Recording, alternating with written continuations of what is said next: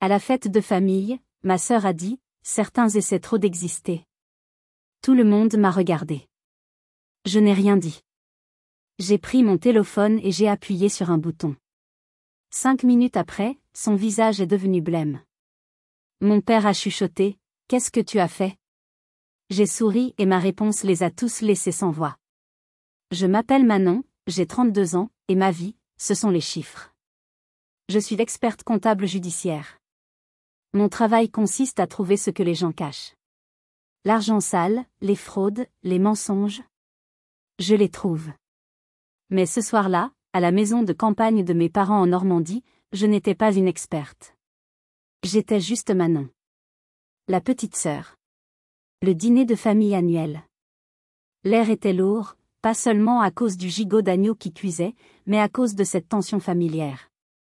Ma sœur, Béatrice, 36 ans, était là.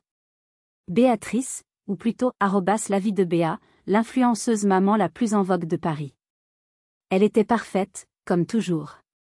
Son mari, Philippe, gestionnaire de fonds, était assis à côté d'elle, l'air suffisant. Ma mère, Martine, la couvait du regard. Mon père, Gérard, lui, semblait fatigué. J'avais fait le trajet depuis Lyon, 7 heures de route. J'étais arrivé fatigué, mais prudemment optimiste. J'avais de bonnes nouvelles. Et donc, le dossier sur lequel je travaillais?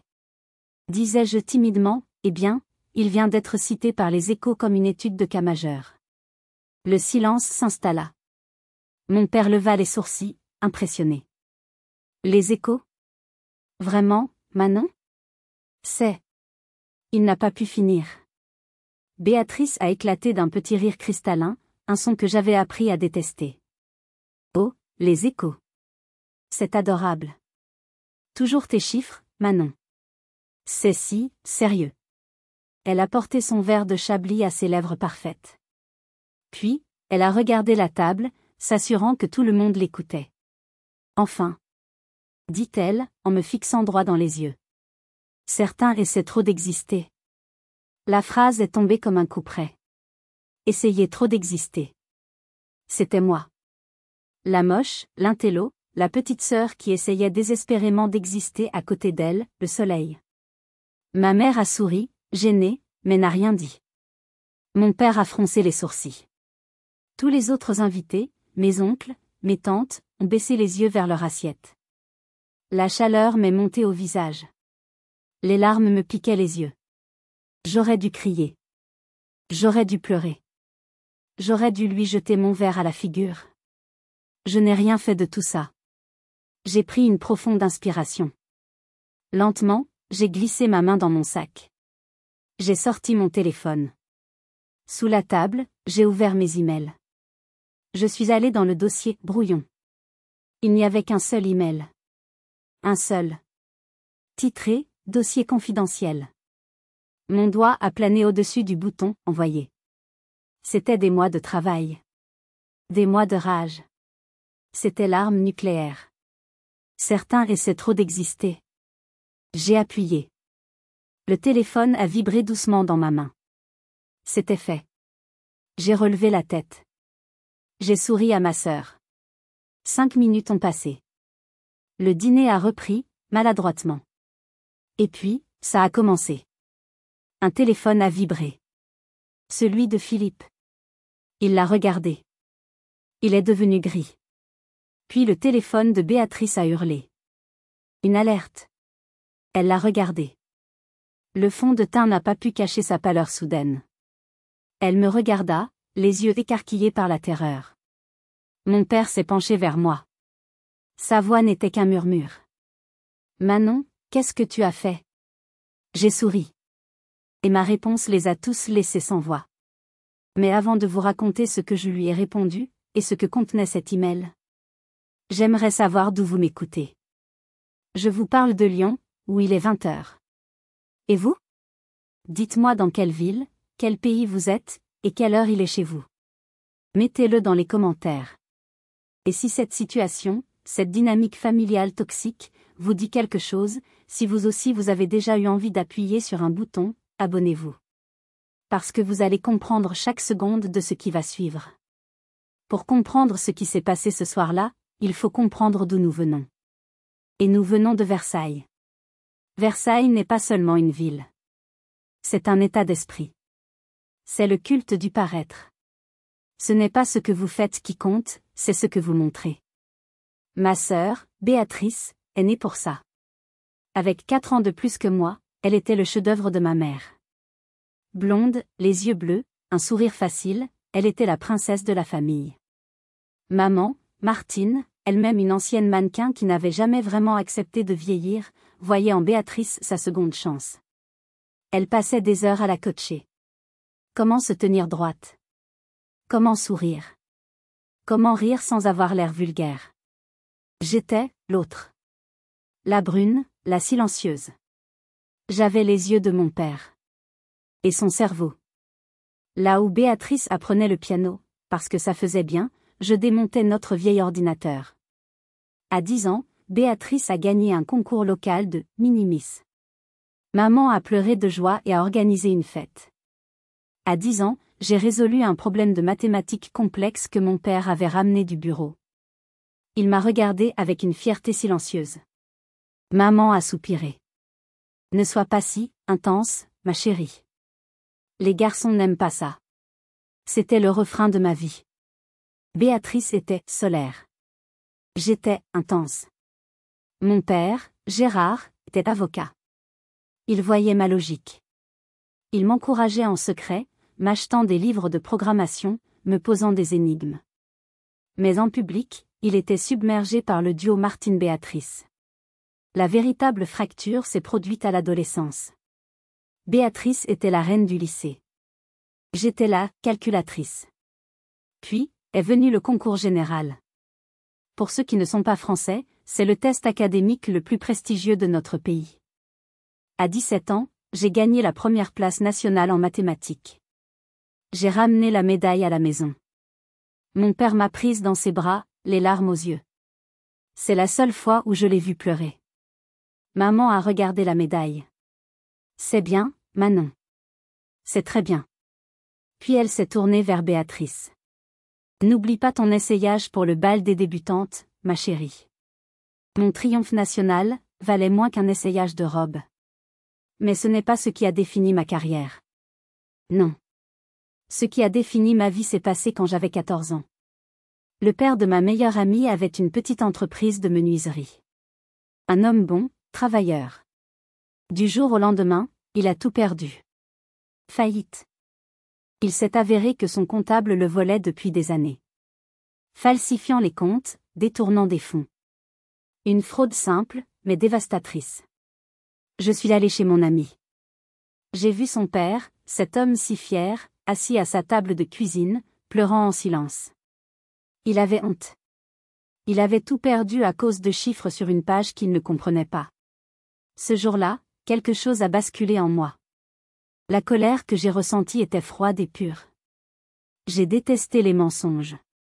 J'ai décidé ce jour-là que je ne serais plus jamais impuissante face aux chiffres. J'allais les maîtriser.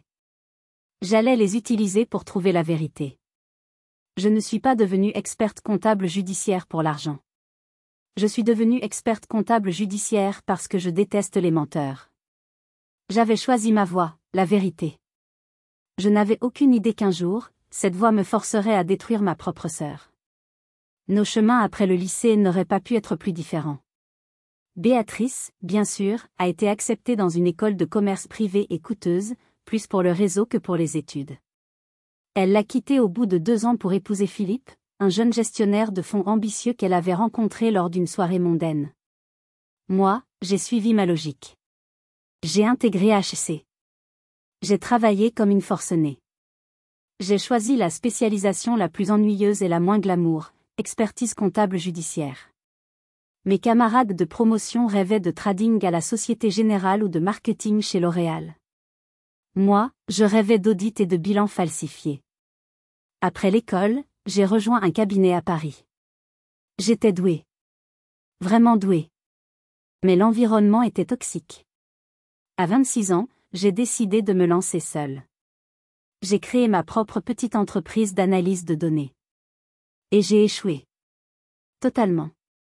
Lamentablement. Le marché n'était pas prêt. J'étais trop en avance. Ou peut-être juste mauvaise en affaires. À 28 ans, j'étais en faillite personnelle. J'avais perdu toutes mes économies. L'humiliation suprême a été de devoir retourner vivre chez mes parents à Versailles. J'étais de retour dans ma chambre d'adolescente, entourée des preuves de mes succès passés, alors que mon présent était un champ de ruines. Ce furent les 6 mois les plus sombres de ma vie. Et Béatrice, oh, Béatrice a adoré ça. À ce moment-là, sa carrière d'influenceuse @la vie de Béa commençait à décoller. Elle vivait dans un appartement somptueux du 16e arrondissement de Paris. Elle était enceinte de son premier enfant. Sa vie était parfaite. Elle venait me voir le week-end, me ramenant ce qu'elle appelait des « petits cadeaux ». C'étaient ses vieux sacs de luxe. « Tiens, ma pauvre », me disait-elle avec un sourire plein de pitié. « Ça te remontera le moral. Un peu de luxe, ça aide toujours. » Elle s'asseyait sur mon lit d'adolescente, parfaite dans sa robe de créateur, et me regardait avec une condescendance qui me brûlait la peau. Un jour, elle m'a porté le coup de grâce. « Tu sais, Manon, dit-elle, comme si elle me faisait une faveur immense. Je cherche une assistante. Tu sais, pour trier mes emails de sponsors, répondre aux commentaires. Le salaire n'est pas terrible, mais bon. » Elle a fait un geste vague dans ma chambre. « Ça te sortirait d'ici. Tu pourrais enfin être utile. » Utile. J'ai senti la rage monter, si froide et si dure que j'ai cru que j'allais m'étouffer. Ce soir-là, j'ai fait mes valises. J'ai pris le peu d'argent qui me restait. J'ai acheté un billet de train. Pas pour Paris. Pour Lyon. Je suis partie loin. J'avais besoin de recommencer là où personne ne me connaissait comme la petite sœur de Béatrice. J'ai trouvé un petit appartement. J'ai pris un travail alimentaire de comptable dans une PME. Et, le soir, de 19h à 3h du matin, j'ai recommencé. J'ai reconstruit mon entreprise. Lentement. Douloureusement. Cette fois, j'ai tenu bon. J'ai trouvé mes premiers clients. Mon nom a commencé à circuler. L'experte de Lyon. La fille qui trouve tout. Pendant ce temps, @la vie de Béa est devenue une superstar. Des millions de followers. Des contrats à 6 chiffres. Le visage de la maternité parfaite. Elle avait tout ce que maman valorisait. Et moi, j'avais la rage. J'avais la détermination. Mais ce que j'allais découvrir n'était pas de la jalousie, c'était bien pire. Vous pensez peut-être que j'étais juste jalouse de sa réussite. Que toute cette histoire n'est qu'un drame familial classique, une rivalité entre sœurs. Ce serait simple. Mais la vérité est bien plus sombre. Ce n'était pas son succès professionnel qui m'a poussé à bout. C'était Julien. Julien n'était pas juste un petit ami. C'était l'homme de ma vie. Je l'avais rencontré à Lyon, 2 ans après mon nouveau départ. Il était architecte. Gentil, intelligent, calme. Il m'aimait moi. Il aimait mon cerveau, intense. Il n'était pas impressionné par les apparences. Avec lui, pour la première fois de ma vie, je pouvais respirer. Nous allions nous marier. Nous avions acheté un petit appartement ensemble près de la Croix-Rousse. J'étais heureuse. Puis je l'ai présenté à ma famille. Le premier dîner à Versailles a été un désastre. Maman n'a parlé que de Béatrice et de ses contrats fabuleux. Béatrice, elle, a à peine adressé la parole à Julien. Elle l'a juste observé. Comme une proie. Après ça, Julien a commencé à changer. Il est devenu distant. Inquiet. Ta sœur, elle est, beaucoup, m'a-t-il dit un soir. Je sais, ai-je ri. Ignore-la. Mais il n'y arrivait pas. 3 mois après ce dîner, il a rompu. Juste comme ça. Manon, je ne peux pas, m'a-t-il dit, sans me regarder dans les yeux. On est trop différents. Tu es trop. Ton travail, ta famille, c'est trop. Trop. Le mot qui avait défini ma vie. J'ai été dévastée. Je n'ai pas compris. Mon cœur était brisé. J'ai cru que c'était de ma faute. Que j'étais, encore une fois, trop intense. Ma première entreprise avait échoué à cause de mon incompétence. Ma première vraie relation échouait à cause de qui j'étais. J'ai sombré. Pendant 1 an, j'étais un fantôme. Je ne faisais que travailler. Le travail ne vous quitte pas. Le travail est logique. La vérité a éclaté 1 an plus tard. Lors d'un pot de départ à Paris pour une amie commune. J'étais là, Béatrice aussi. L'amie en question avait un peu trop bu. Elle était en colère contre Béatrice pour une raison quelconque. Elle m'a prise à part. Manon, je ne peux plus garder ça pour moi. Tu mérites de savoir. Elle m'a montré son téléphone. C'était des captures d'écran. Des messages Instagram. Envoyés par Béatrice. À Julien. Juste après ce fameux dîner. Elle ne l'avait pas séduit. Elle avait fait pire. Elle m'avait détruite. Julien, c'est Béatrice. J'espère que je ne te dérange pas. J'ai beaucoup aimé te rencontrer. C'est juste que, je m'inquiète tellement pour Manon.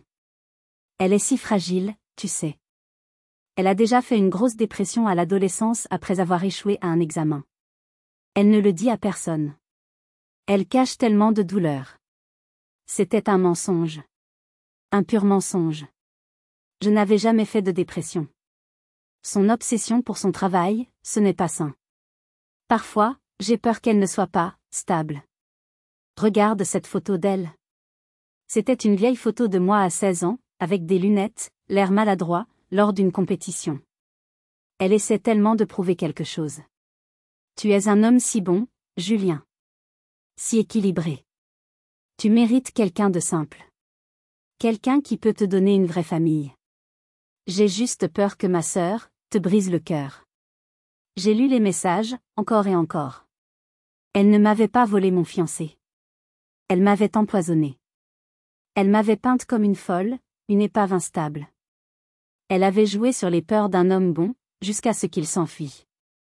Tout ça, pourquoi? Parce que j'étais heureuse? Cette nuit-là, je suis rentrée à Lyon. La tristesse avait disparu. Il ne restait que de la glace. Je me suis assise devant mon ordinateur professionnel. J'ai ouvert mes outils d'analyse. J'ai tapé @ la vie de Béa dans la barre de recherche. Ce n'était plus ma sœur. C'était un dossier. Mon deuil s'est transformé en audit. Je n'étais plus Manon la sœur blessée. J'étais Manon l'experte comptable judiciaire. Et j'allais examiner les comptes de @ la vie de Béa, avec une précision chirurgicale. J'ai commencé par la base. L'analyse de l'audience. Mes logiciels sont puissants. Ils ne se contentent pas de regarder les chiffres publics. Ils analysent les schémas de comportement, les adresses IP, les heures d'activité. Le résultat est tombé en quelques heures. 72% des abonnés de Béatrice étaient faux.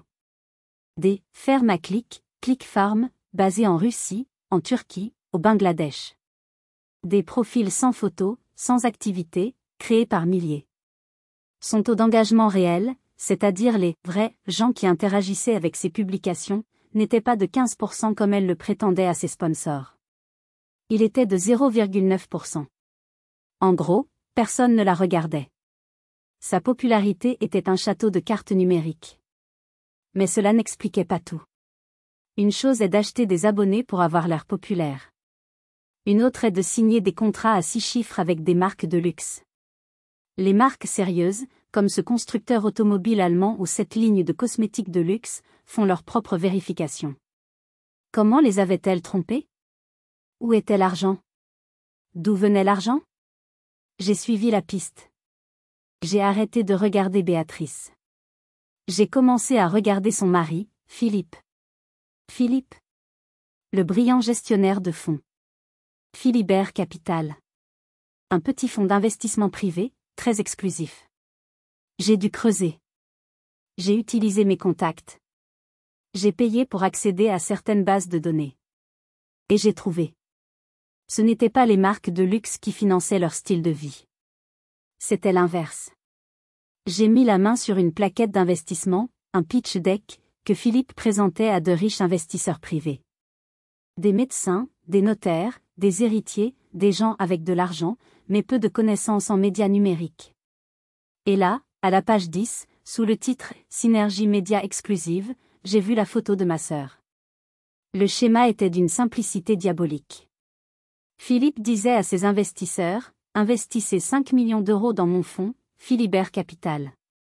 Nous utiliserons cet argent pour acheter des participations dans des startups prometteuses, mode, beauté, lifestyle. » Mais voici le « plus », et, grâce à notre partenariat stratégique et exclusif avec @lavidebea, la plateforme lifestyle numéro 1 en France, chaque entreprise de notre portefeuille recevra une promotion garantie sur sa plateforme. Nous garantissons une portée de 10 millions de consommateurs engagés. Il vendait un mensonge. Il utilisait le compte Instagram bidon de sa femme comme un actif pour attirer des millions d'euros d'investissement. Il vendait l'accès à une audience qui n'existait pas. C'était une fraude boursière. Une représentation frauduleuse. Et ça allait plus loin. J'ai suivi les flux financiers.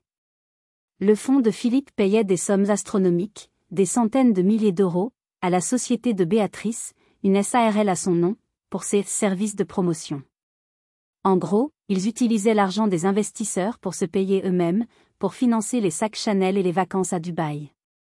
C'était du blanchiment d'argent, à peine déguisé. Il m'a fallu 3 mois.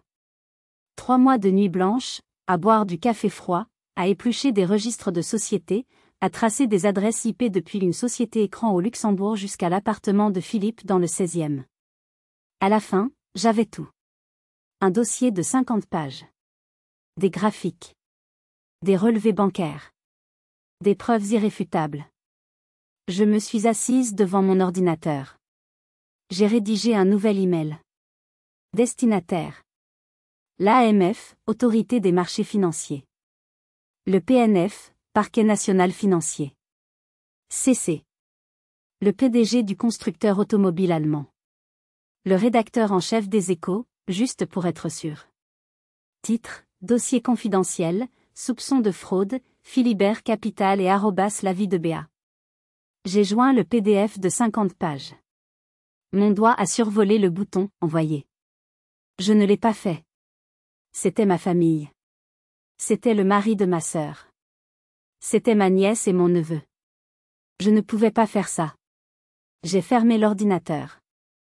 J'ai laissé l'email dans mes brouillons. Je me suis dit que j'allais aller à ce dîner de famille en Normandie. J'allais essayer. Une dernière fois. J'allais essayer de lui parler, de la raisonner. J'avais l'arme nucléaire dans mes brouillons. Je ne savais pas que ce week-end en Normandie, Béatrice allait m'enlever la dernière raison de ne pas l'utiliser. Le vendredi suivant, j'ai pris ma voiture. 7 heures de route de Lyon à la Normandie. L'autoroute A6, puis la A13. La pluie n'a pas cessé. Je suis arrivé épuisé, les épaules nouées par la tension. La maison de campagne de mes parents est magnifique, une vieille bâtisse en pierre avec des hortensias bleues. Mais pour moi, c'était une prison émotionnelle. Maman m'a accueilli sur le perron. Manon. Te voilà enfin. Tu as l'air fatiguée, ma chérie. Ce n'est pas bon pour ton teint. Lyon ne te réussit pas. Pas de « bonjour », pas de « la route n'a pas été trop longue ». Juste une critique. Béatrice est descendue de l'étage, flottant dans une robe en cachemire beige qui coûtait probablement mon loyer. Elle m'a fait la bise, en m'effleurant à peine la joue. L'air sentait son parfum, J.O. Malone. Manon. Tu es venue, dit-elle, comme si elle était surprise. C'est ma famille aussi, Béa. Je suis montée porter ma valise dans ma chambre d'adolescente. J'ai ouvert la porte. Et je me suis arrêtée net. Ce n'était plus ma chambre. C'était un dressing d'appoint pour Béatrice. Ses robes étaient pendues à une tringle. Ses chaussures étaient alignées contre le mur. Mon lit d'enfant avait été remplacé par un canapé design. Et ma bibliothèque, l'étagère où je gardais mes souvenirs, elle avait disparu. Il n'y avait plus de livres de mathématiques. Plus de photos d'école. Et ma médaille. Ma médaille du concours général. Mon diplôme de HC. Mes prix professionnels. Disparu. Je suis redescendue, le cœur battant. Maman. Où sont mes affaires ? Maman était dans la cuisine, goûtant une sauce avec Béatrice. Oh, ça, dit-elle, sans se retourner. Béatrice a eu une idée merveilleuse pour réorganiser l'étage. C'était si poussiéreux dans ta chambre. Ça ne correspondait pas au style de la maison. Où sont mes affaires, ai-je répété, ma voix tremblant. Dans la remise, je crois, dit maman, agacée. Ne fais pas d'histoire pour de vieilles choses, Manon. Béatrice m'a regardée avec un petit sourire en coin. J'ai fait du tri. Il fallait faire de la place pour la nouvelle collection, tu comprends. Je suis sortie sous la pluie. J'ai couru jusqu'à la remise, au fond du jardin. J'ai ouvert la porte qui grinçait. L'odeur de moisi m'a frappée. Et j'ai vu. Mes affaires n'étaient pas rangées. Elles étaient dans une vieille boîte en carton, ouverte. La pluie avait coulé du toit qui fuyait. Mes livres étaient gondolés. Mon diplôme de HC, encadré, était couvert de taches de moisissure. J'ai plongé la main dans la boîte. J'ai sorti ma médaille du concours général. Elle était ternie, boueuse. Il ne l'avait pas rangée. Il l'avait jetée. Mes réussites. Ma vie. C'étaient des ordures. Je suis restée là, sous la pluie, serrant cette médaille boueuse dans ma main. Ce n'était pas un accident. Ce n'était pas une erreur de rangement. C'était un message. Un message clair, envoyé par ma sœur et approuvé par ma mère. Tu n'existes pas. Tes succès n'ont aucune valeur. À ce moment-là, que feriez-vous? Je vous le demande, honnêtement. Si quelqu'un prenait les choses dont vous êtes le plus fier, et les jetait littéralement à la poubelle. Que auriez-vous fait à ma place? Auriez-vous pardonné? Auriez-vous pleuré? Ou auriez-vous commencé à planifier votre vengeance? Dites-le moi dans les commentaires. J'ai séché mes larmes. J'ai remis le couvercle sur la boîte de mes succès ruinés. La colère était froide maintenant.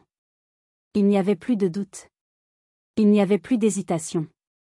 Le dîner de ce soir allait être le dernier. Je suis retournée à la maison. J'ai dû passer par la cuisine pour accéder à la salle de bain du rez-de-chaussée et me laver les mains pleines de boue. Maman et Béatrice étaient là, en pleine préparation. Elles ne m'ont pas regardée. Je peux aider, ai-je demandé, ma voix étonnamment calme. Maman a agité une cuillère en bois vers moi. Non, non, Manon. Reste dans le salon. Tu vas te tâcher. Tu ne sais pas faire cette sauce. Béatrice et moi, on gère.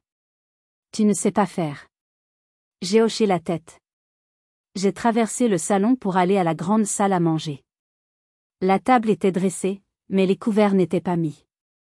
J'ai pris le lourd coffret en argent. L'argenterie de mariage de ma grand-mère. Une par une, j'ai commencé à placer les fourchettes. Les couteaux. Les cuillères. Mon travail était mécanique. Précis. Chaque pièce parfaitement alignée. Et pendant que je faisais cela, j'entendais leur voix flotter depuis la cuisine. Elles ne chuchotaient pas vraiment. Elles ne pensaient pas que je pouvais les entendre. Toujours pas d'homme, disait maman. 32 ans. Elle va finir seule. C'est sa faute. Elle est trop agressive dans son travail. Ça fait peur aux hommes. Mon dos s'est raidi. J'ai continué à aligner les fourchettes. Puis j'ai entendu le rire de Béatrice. Un rire léger, comme une petite cloche. Je sais, maman. C'est exactement pour ça que Julien l'a quitté. J'ai arrêté de bouger. Ma main s'est figée au-dessus d'un couteau. Ah bon, a dit maman, soudain très intéressée. Il t'a dit quelque chose? Il m'a appelé, tu sais, a menti Béatrice. Après leur rupture. Il était tellement soulagé.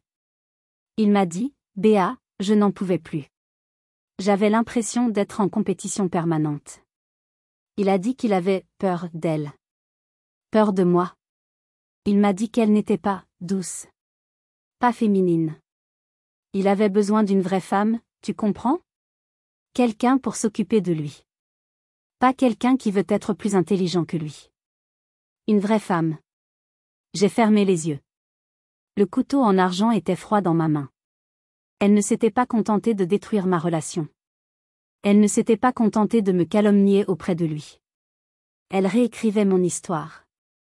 Elle me peignait comme la méchante, la folle, la femme, pas assez femme. Elle le disait à notre propre mère. Et maman? Maman buvait ses paroles. Oh, ma pauvre Béa, dit maman. Ça a dû être si dur pour toi d'être au milieu de tout ça. Heureusement qu'il t'avait pour lui parler. J'ai reposé le couteau. Très doucement. Je n'ai pas fait de bruit. J'ai fini de dresser la table. C'était parfait. Chaque couteau, chaque fourchette. Chaque verre. Comme une armée de petits soldats, prêts pour la bataille. Ils n'avaient aucune idée de ce qui les attendait. Ils pensaient que j'étais la victime. Ils allaient bientôt apprendre qu'ils avaient tort. Si vous êtes arrivé jusqu'ici, laissez un commentaire pour nous dire ce que vous auriez fait à la place d'OP. Vous pouvez aussi écrire simplement le chiffre 1 pour montrer que vous suivez encore. Et dites-nous, vous regardez cette histoire depuis quelle région ou quel pays? Le dîner a commencé. Les invités sont arrivés. Mes oncles, mes tantes. L'ambiance était faussement joyeuse. Les verres de champagne pétillaient. Nous nous sommes assis à la table que j'avais dressée. J'étais placé en bout de table, comme d'habitude. Loin du centre. Béatrice, bien sûr, était au milieu, à la droite de mon père. Elle rayonnait. Elle a monopolisé la conversation pendant toute l'entrée. C'était un monologue sur sa vie parfaite. Et donc, nom de la marque de voiture allemande, m'a appelé personnellement. Ils veulent que je sois l'ambassadrice de leur nouveau SUV électrique. Un contrat à 50 000 €. Juste pour un réel Instagram. 50 000 €, c'est extasier ma mère. C'est merveilleux, ma chérie. Oui, dit Béatrice en faisant un geste las. C'est épuisant. Et après ça, nous partons à Dubaï pour l'ouverture d'un nouvel hôtel. Tout est payé, bien sûr. Philippe, son mari, ajoutait son grain de sel. L'école des enfants, ils sont tous les deux premiers de leur classe à l'école alsacienne. Le directeur dit qu'il n'a jamais vu des enfants aussi brillants. Mon oncle, à côté de moi, m'a donné un coup de coude. Et toi, Manon? Toujours dans tes chiffres à Lyon? Avant que je puisse répondre, mon père a pris la parole. Peut-être qu'il en avait marre. Peut-être qu'il a vu la rage froide dans mes yeux. Manon, dit-il, sa voix coupant le monologue de Béatrice. Et ton travail, à toi? J'ai entendu dire que tu avais eu une grosse affaire. Tous les regards se sont tournés vers moi. Le silence est tombé. Béatrice m'a regardé, agacée d'avoir perdu l'attention. J'ai posé ma fourchette. Oui, papa. C'était une bonne année.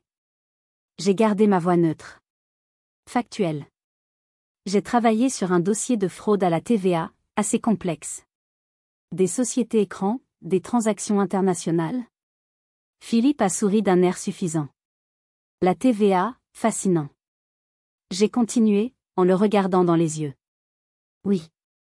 J'ai aidé le ministère des Finances à identifier le réseau. Nous avons pu récupérer 15 millions d'euros pour l'État. Le chiffre a fait son effet. 15 millions. Mon oncle s'est étouffé avec son vin. 15 millions, a répété mon père, soudain très droit sur sa chaise. Oui. C'est mon travail. Je trouve l'argent que les gens malhonnêtes cachent. J'ai ajouté, comme une pensée après coup, ils ont fait un petit article sur ma méthode dans Les Échos la semaine dernière.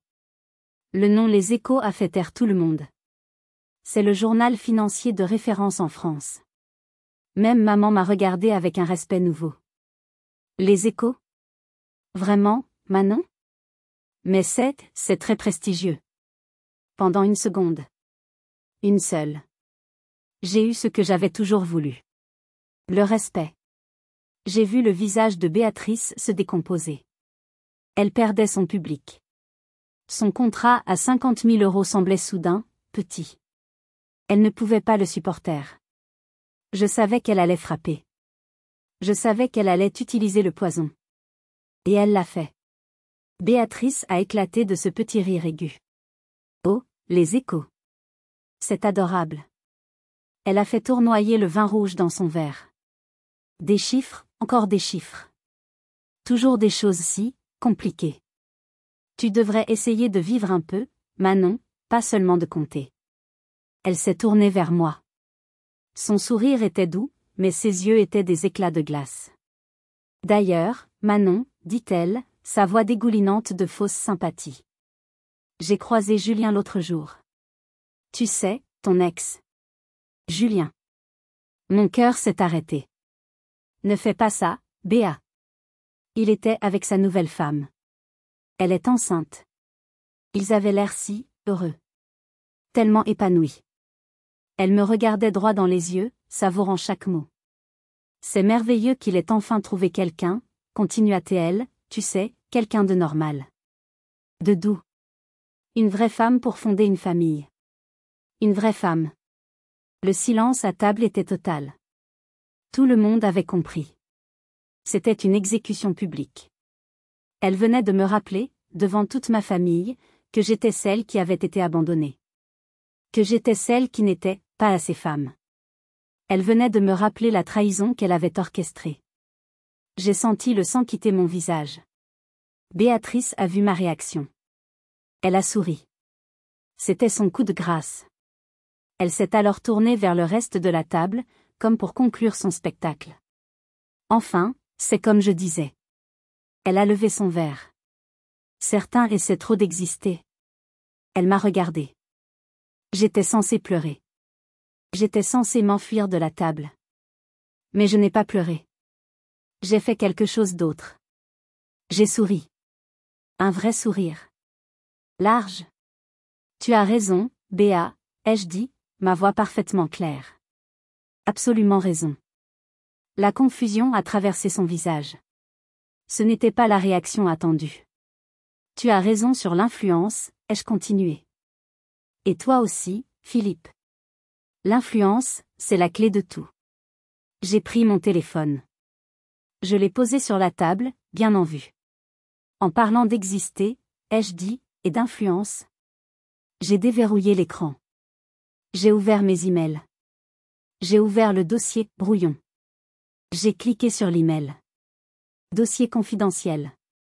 J'ai montré l'écran à la table. Vous voyez, ai-je dit, mon travail, ce n'est pas juste compter. C'est exposé. J'ai lu les destinataires à voix haute. Destinataire, Parquet national financier. PNF. Destinataire, Autorité des marchés financiers. AMF. Le visage de Philippe a changé. CC, PDG de nom de la marque de voiture allemande. CC, rédacteur en chef, Les Échos. Béatrice ne comprenait pas, mais Philippe, lui, avait compris. Il est devenu livide. Manon, arrête. Pourquoi, ai-je demandé. J'essaie juste d'exister, comme tu l'as dit. J'ai regardé Béatrice. C'est pour Julien, ai-je murmuré, pour qu'elle se l'entende.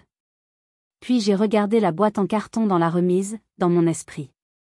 Et c'est pour mes médailles. Mon doigt était sur le bouton « Envoyer ». Manon. Non, a crié Philippe, en commençant à se lever. Trop tard. J'ai appuyé. Le clic a été silencieux. Mais dans la salle à manger, il a résonné comme un coup de feu. J'ai reposé mon téléphone. J'ai levé mon verre de vin. À la famille, ai-je dit en souriant. Et à la vérité. L'univers n'aime pas attendre. Il n'a pas fallu 5 minutes. Il a fallu 90 secondes. Le premier son a été la vibration furieuse d'un téléphone sur la table. Celui de Béatrice. Elle l'a regardé, agacée. Elle pensait que c'était une notification Instagram. Ce n'en était pas une. Nous avons tous vu l'aperçu de l'email qui s'affichait sur son écran verrouillé. C'était de son agent. L'objet était en majuscule. Objet, urgent, annulation contrat, marque de voiture. Béatrice a lâché son verre. Il s'est brisé sur le sol. Le corps du message disait, ILS parle des fraudes. 2 chiffres gonflés. Béa, appelle-moi immédiatement. Qu'est-ce qui se passe? Au précis même moment, le téléphone de Philippe a sonné. Une sonnerie stridente. Il n'a pas regardé. Il me fixait. Il savait. Qu'est-ce que... balbutia Béatrice, en me regardant, les yeux fous.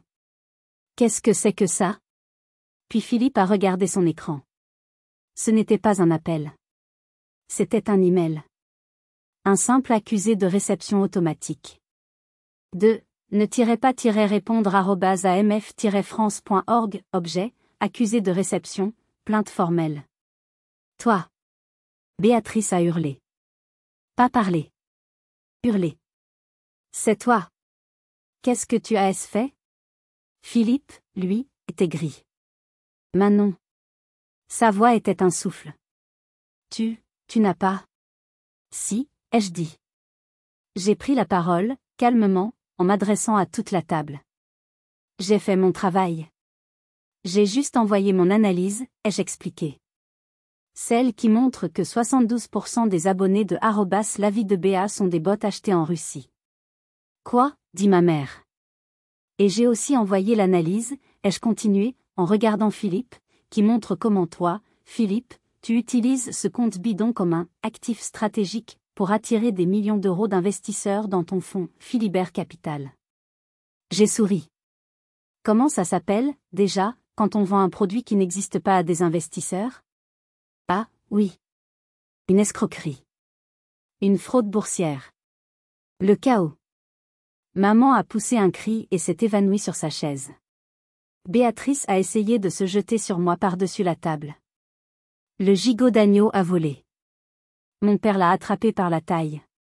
Espèce de vipère, hurlait-elle. Tu vas me le payer. Tu as ruiné ma vie. Philippe, lui, était déjà au téléphone, courant vers le vestibule. Allô, Antoine? J'ai un problème. Sa voix était paniquée. Un gros problème. Non, pas les impôts. Le PNF. Le parquet national financier. Oui. Maintenant. Mon oncle et ma tante essayaient de ranimer ma mère. Béatrice, retenue par mon père, me crachait dessus. Tu es morte, Manon. Tu m'entends? Morte. Ils ont attrapé leur manteau. Philippe a empoigné Béatrice par le bras. C'est ta faute, hurlait-il. Avec ton compte stupide. Est ma faute, criait-elle. C'est toi et tes fonds pourris. Ils sont sortis en trombe, se disputant, laissant la porte d'entrée grande ouverte sur la nuit et la pluie. La porte a claqué. Le silence est revenu. Il ne restait que ma mère, sanglotant, mon père, le visage défait, et moi. Mon père m'a regardé. Il avait l'air d'avoir pris 20 ans. Manon, dis-moi que tu n'as pas fait ça.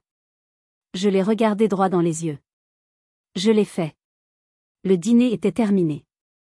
Maman s'est levée, sans un mot pour moi, et est montée s'enfermer dans sa chambre. J'ai entendu le clic du verrou. Mon père est resté assis. Il fixait le verre brisé de Béatrice au sol. Je me suis levée. J'ai commencé à débarrasser la table. Assiette après assiette. Verre après verre. Le silence était assourdissant. Ils vont tout perdre, Manon, a finalement dit mon père, sa voix rauque.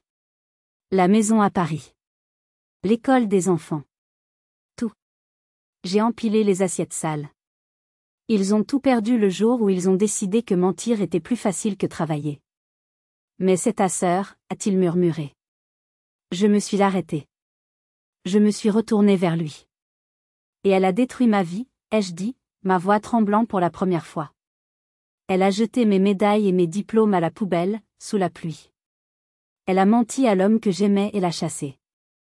Je me suis approchée de lui. Où étiez-vous, papa? Il a levé les yeux vers moi. Où étiez-vous quand elle faisait tout ça? Où était maman? Vous avez regardé. Vous avez tous regardé pendant 30 ans. Il n'a pas répondu. Il n'y avait pas de réponse. J'ai fini de nettoyer. J'ai tout mis dans le lave-vaisselle. J'ai pris mon sac, que je n'avais jamais vraiment défait. Je rentre à Lyon, ai-je dit. Il n'a pas bougé. J'ai conduit toute la nuit. 7 heures. La pluie battait contre le pare-brise. Je n'ai pas mis de musique. Je suis arrivée à mon petit appartement de Lyon au lever du soleil. Il est petit. Il n'est pas à Versailles. Il n'est pas dans le 16e. Mais il est propre. Il est silencieux. Et il est à moi. Je me suis assise sur mon canapé, en regardant le soleil se lever sur la ville. Je n'ai pas ressenti de joie. Je n'ai pas ressenti de victoire. Je me sentais vide. Mais le bruit.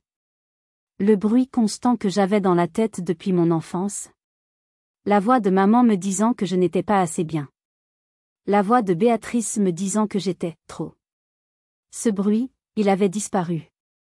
Pour la première fois de ma vie, il y avait le silence. J'avais gagné. J'avais dit la vérité. Mais j'avais aussi perdu ma famille. Était-ce le bon choix? Je n'étais sûre de rien. 3 mois ont passé. Les nouvelles sont tombées, non pas dans la presse à scandale, mais dans Le Monde et Les Échos. Philippe a été mis en examen pour escroquerie en bande organisée et abus de confiance. Le PNF avait saisi leur compte. Béatrice n'a pas été inculpée, mais sa carrière était terminée.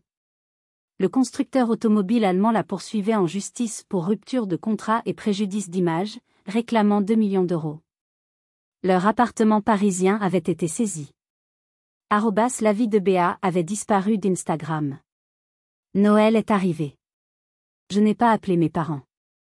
Ils n'ont pas appelé non plus. Le 24 décembre au soir, j'étais seule dans mon appartement à Lyon. Je m'étais préparé un simple repas. On a sonné à la porte. J'ai ouvert. C'était mon père. Il se tenait sur mon paillasson, l'air fatigué, tenant un petit sac de voyage et une boîte en carton. Nous sommes restés là, en silence, pendant 1 minute. Joyeux Noël, Manon, a-t-il dit. Je me suis écartée pour le laisser entrer. Nous avons mangé en silence. Après le dîner, il m'a tendu la boîte en carton. Je suis retournée à la remise, dit-il. J'ai trouvé ça. J'ai ouvert la boîte. À l'intérieur, nettoyé du mieux qu'il avait pu, se trouvait mon diplôme de HC, toujours gondolé par l'eau. Et à côté, brillante, ma médaille du concours général. Il l'avait polie. J'ai levé les yeux vers lui, les larmes coulant sur mes joues. Ta mère? Dit-il en secouant la tête. Elle ne comprendra jamais. Elle est avec ta tante. Elle dit que tu as tout gâché. Je sais, ai-je murmuré. Et Béatrice? Elle est retournée vivre chez sa belle-mère. Elle a pris un travail de vendeuse. Elle ne veut plus jamais te voir. Je sais. Il a posé sa main sur la mienne. Tu as du café? Ce n'était pas un « je t'aime ». Ce n'était pas une réconciliation hollywoodienne. Ce n'était pas un pardon. C'était juste quelque chose.